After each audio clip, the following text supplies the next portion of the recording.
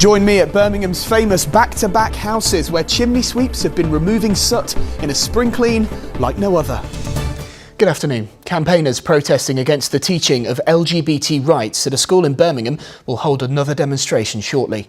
Yeah, Hannah, it really is awful news for the area. We now understand up to 400 workers have lost their jobs. Of course, it's important to remember that's not just a statistic.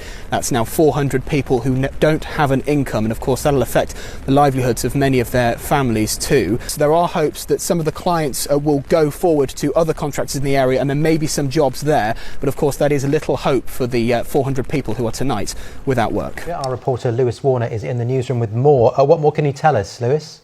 Well, Matt, Public Health England says that cases of listeria infection were found in a total of 6 seriously ill patients in the northwest. The company says it's withdrawn other products linked to the cases and has voluntarily ceased production, as has the business that supplied them with the infected meat, North Country Cooked Meats in Salford.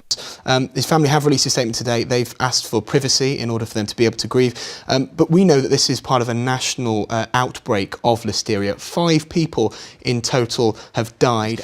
Now, listeria, which I believe we can see here from under a microscope, is a rare bacterial infection.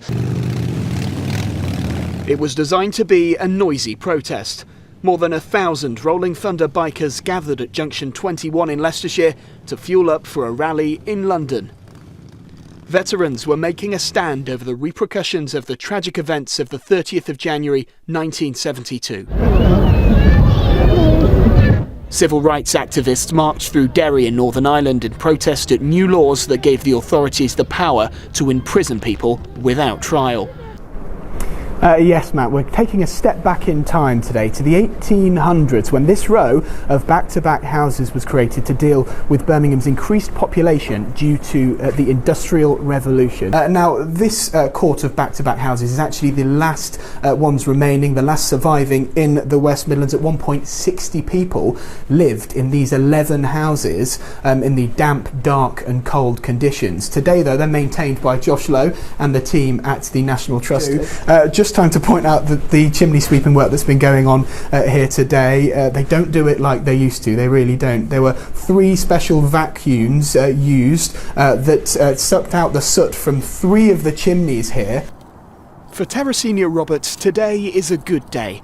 After months of worrying, she and more than 100 plot owners at this site on Walsall Road can rest easy as the council confirmed it's here to stay. And that brings you up to date with the news this lunchtime. More stories and videos on our website, itv.com/central. Have a very good afternoon.